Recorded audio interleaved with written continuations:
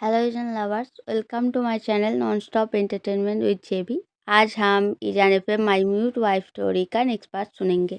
साउजन एम्बारेस होकर सैडली अपना फेस फिर से नीचे कर लेता है। उसके बाद ईबो फिर बोलता है, मैं तुम्हें पैसे दूंगा, पर उसके लिए तुम्हें एक काम करना पड़ेगा। बहुत छोटी सी काम है, बस हर दिन दोपहर को मेरे लिए खाना बनाकर ऑफिस ले आना है। देखो, मैं ये सब काम करने को तुम्हें नहीं बोलता, पर तुम खुद ही कल कुकिंग कर रहे थे, so you are completely all right now. And doctor का चेकअप भी करा लिया, तुम्हें मेडिसिन भी मिल गया। I don't think you have a problem. तुम्हें पैसे भी चाहिए, इसीलिए मैं तुम्हें हर दिन 100 रुपीज़ करके दूंगा, जिससे तुम टैक्सी या बस पकड़कर ऑफिस आ पाओगे। As a life partner it's your responsibility also, इसीलिए मैं 100 रुपीज़ के ज़्यादा पे नहीं करूँगा। इतने टाइम तक ईबो के बातें सुनकर जाओजन ईबो का मतलब समझ नहीं पाता, क्योंकि ईबो हमेशा स्ट्रेटली ऑर्डर देता है, कभी ऐसे एक्सक्यूज या एक्सप्लेन नहीं करता। इतने दिनों ईबो के साथ रहने के बाद जाओजन समझ चुका था, जबरदस्ती काम कराने का नाम ही वांग ईबो है। पर ईबो अब अपने पर्सनालिटी से उल्टा बातें क्यों कर रहा है? पर इस सोच को हटाकर जाओजन सोचता है 100 रुपीज़ के बारे में। जाओजन के लिए 100 रुपीज़ बहुत था। वो सोच लेता है कैसे वो उस 100 रुपीज़ से खुद के फ्यूचर के लिए सेविंग करेगा। जाओजन का ये थॉट अचानक ईबो के लाउड वॉइस से टूट जाता है। ईबो इम्पेशेंटली बोल रहा था, what are you thinking, going to do it और नॉट? जाओजन जल्दी से हमें सीख लाता है। ईबो आंसर से सेटिस्फाइड होकर स्माइल फेस लेकर बोलता है, मुझे पता था तुम पैसों के लिए ना नहीं करोगे। अच्छा, तुम्हें पैसा इतना क्यों पसंद है? Are you a goldie girl? ऐसा बोलकर वो बहुत जोर जोर से हंसने लगता है। उसका ये मजाक जाओजन के दिल को बहुत ठेस पहुंचाता है। वो टियारी से आंखें लेकर फिर से विंडो के तरफ देखने लगता है। वो सैड फील करते हुए सोचता है, मुझे पैसों की ज़रूरत है, पर लालच नहीं। मैं म्यूट हूँ, इसलिए मुझे कोई काम भी नहीं देगा, वरना मैं ईबो के पास से पैसा नहीं मांगता। विंडो में पड़े रिफ्लेक्स के वजह से ईबो देखता है जाओजन रो रहा है। उसे यह अच्छा नहीं लगता, इसीलिए हंसना बंद करके ईबो सीरियस होकर ड्राइविंग पर ध्यान देता है। घर पहुंच के मिसेस जियांग का बना हुआ ब्रेकफास्ट खा के जाओजन को 100 रुपीज़ देकर ईबो बोलता है, कुछ डिलीशियस बनाना एंड सही टाइम पर पहुंच जाना। अगर थोड़ा सा भी लेट हुआ तो ये 100 रुपीज़ कैसे वसूल करना है, ये मुझे अच्छे तरीके से पता है। ऐसा बोलकर एक्स मार्क करके ईबो ऑफिस के लिए निकल जाता है। जाओजन को पता था ईबो किस चीज़ का इशारा कर रहा था। ऐसा सोचकर ही ट्रॉमा एंड डर एक साथ जाओजन पर हावी होने से जाओजन कांपने लगता है। मिसेस जियांग जाओजन को ऐसे कांपते हुए देखकर नज़दीक जाके जाओजन के पीठ पर हाथ फिराते हुए बोलता है, क्या हुआ बेटा जाओजन, तबीयत खराब लग रहा है, ऐसे कांप क्यों रहे हो? जाओजन कल रात जैसा टॉर्चर दोबारा नहीं सह सकता, इसीलिए जल्दी से खुद को नॉर्मल करके मिसेस जियांग से साइन लैंग्वेज में बोलता है, नहीं मेरा तबीयत ठीक है, मैंने सुबह से कुछ खाया नहीं, इसीलिए पेट में दर्द हो रहा है। मिसेस जियांग थोड़ा मुस्कुराकर बोलता है, शुक्र है, मुझे चिंता हो रहा था शायद तुम्हारा तबीयत। वो सब छोड़ो, तुम रुको, मैं जल्दी से तुम्हारे लिए कुछ बनाकर ले आता हूँ। मिसेस जियांग के जाने के तुरंत बाद जाओजन रूम के अंदर चला जाता है। फ्लोर पे लाचारी से बैठकर सोचता है, शुक्र है आंट जियांग को कुछ पता नहीं चला, वरना ईबो। जाओजन खुद को शांत करने के लिए एक हॉट शावर लेता है। जल्दी से आंट जियांग का बनाया हुआ खाना खा के ईबो के लिए खाना बनाने लग जाता है। कुकिंग खत्म करने में 12 बज जाता है।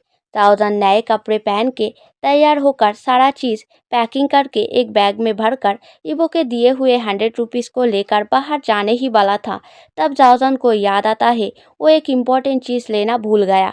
वो जल्दी से दौड़ के रूम के अंदर चला जाता है। बेड साइड टेबल के ड्रॉयर को खोलकर पेपर पेन लेकर अपने पॉकेट में रख देता है, क्योंकि इतने दिनों के एक्सपीरियंस से जाओजन समझ गया था बहुत सारे लोगों को साइन लैंग्वेज समझ नहीं आता। पेपर पेन ना ले जाने से उसे लोगों को बात समझाने में दिक्कत होगी। बिल्डिंग से बाहर आकर जाओजन पहले पेपर में कुछ लिखता है, उसके बाद एक टैक्सी रोक के टैक्सी ड्राइवर को वो पेपर दिखाता है। अचानक से ऐसे बिहेवियर से टैक्सी ड्राइवर शॉक्ड हो जाता है। कागज में कुछ लिखा हुआ है देखकर ड्राइवर समझ जाता है ये पर्सन म्यूट है, इसीलिए वो अच्छे से कागज को पढ़कर जाओजन से बोलता है यहाँ से वांग कॉरपोरेशन जाने में 200 रुपीज़ लगेंगे। ये सुनकर जाओजन सैड हो जाता है। ये देखकर वो ड्राइवर फिर बोलता है अच्छा ठीक है, आपके लिए 150 रुपीज़ कर लेता हूँ, अंदर बैठिए। जाओजन कागज में लिख के बोलता है मेरे पास सिर्फ 100 रुपीज़ है। ड्राइवर इरिटेट होकर रूडली बोलता है क्या ये भीख मांगने का नया तरीका है? क्या लड़का है? ज़्यादा पैसा नहीं तो टैक्सी क्यों रोका? जाओ जाके बस पकड़ो या फिर घर पे रहो। खाली पीली मेरा टाइम खराब कर दिया। जाओ जाओ अपना रास्ता देखो। टैक्सी चले जाने के बाद जाओजन रास्ते से सीधे चलने लगता है। उसे पता था बस स्टॉप कहाँ पर है। ईबो के साथ गाड़ी से आते वक्त उसने विंडो से देखा था। चलते चलते जाओजन सोच रहा था सारे लोग हमेशा मेरे साथ ऐसा बिहेव क्यों करता है, पर मुझे ज़्यादा बुरा क्यों नहीं लग रहा। शायद ईबो का बातें उस ड्राइवर से ज़्यादा खराब है। ऐसा सोचते हुए जाओजन के मुंह पे एक सैड स्माइल आ जाता है। बस स्टॉप पर 30 मिनट तक खड़ा रहने के बाद एक बस आता है। उस बस पर उठ के जाओजन एक विंडो सीट पर बैठ जाता है। बस पे उठते वक्त उसने पैसा दे दिया था। उसके पास अब सिर्फ 50 रुपीज़ बचा था, पर वो सही नहीं जानता था कि ये बात सच में वांग कॉरपोरेशन तक जाएगा कि नहीं। इसीलिए सामने वाले एक आंटी को कागज पेन में लिख के पूछता है वांग कॉरपोरेशन कितने स्टॉपेज बाद आएगा, क्या आपको पता है? वो आंटी वो पढ़कर मुस्कुरा कर बोलता है क्या तुम म्यूट हो बच्चे? जाओजन हाँ में सिर हिलाता है। वो आंटी जाओजन के सिर पर थपथपा कर बोलता है चिंता मत करो, मैं भी वही जा रहा हूँ। मेरा पति वहाँ नौकरी करता है। उन्हें मेरे हाथों का बना खाना बहुत पसंद है, इसीलिए दोपहर को भी बना के ले जाना पड़ता है। वैसे तुम्हारा वहाँ क्या काम है? साउजन कुछ बताने की कोशिश करता है, पर आंटी को कुछ समझ नहीं आता। साउजन पेपर पेन में कुछ लिखने जा रहा था, पर वो आंटी अचानक बोलता है ओ शायद तुम्हारा कोई फैमिली मेम्बर वहाँ काम करता है, right? Oh you are so good boy. साउजन फिर अपना सिर हाँ में हिलाता है। वो आंटी बोलता है तुम मेरे साथ उतर जाना, ठीक है? कुछ देर बाद वांग कॉरपोरेशन आ जाता है एंड वो आंटी जाओजन को लेकर बस से उतर जाता है। बस से उतरने के बाद वो आंटी जाओजन से बोलता है मेरा हस्बैंड फर्स्ट फ्लोर पर काम करता है और तुम्हारा? वैसे तुमने एंट्री पास लाया है, राइट?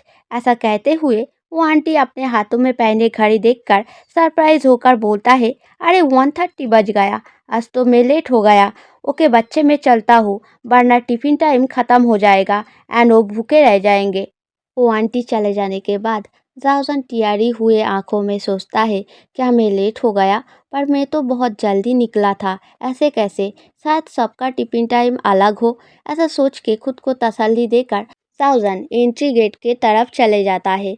अंदर घुसने ही जा रहा था, पर तभी एक सिक्योरिटी गार्ड जाओजन को रोक के बोलता है where is your entry card? जाओजन हाथ फिराकर समझाने की कोशिश करता है मेरे पास नहीं है। गार्ड इरिटेट होकर बोलता है क्या कर रहे हो, म्यूट हो क्या? ऐसा सुनकर दूसरा गार्ड जोर जोर से हंसने लगता है। ये देखकर जाओजन कागज में लिखकर बोलता है मैं वांग यीबो के लिए खाना लाया हूँ, मुझे अंदर जाने दो प्लीज़ वरना देर हो जाएगा। वो गार्ड वो कागज पढ़कर एक दूसरे को दिखाते हुए फिर जाओजन पर हंसने लगता है।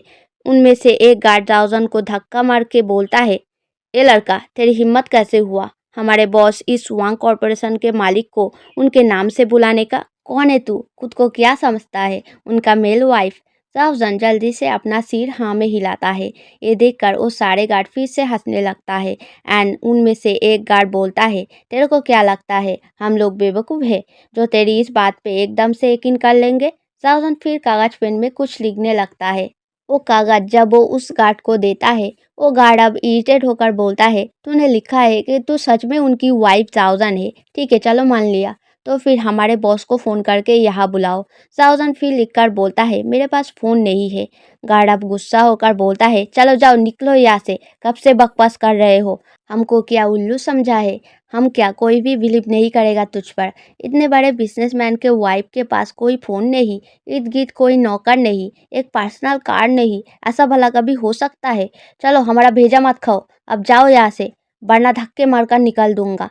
जाओजन का चेहरा अब पूरा रोने वाला हो चुका है। अगर वो पल के झपकाए तो अभी आंसू गिरने लगेगा।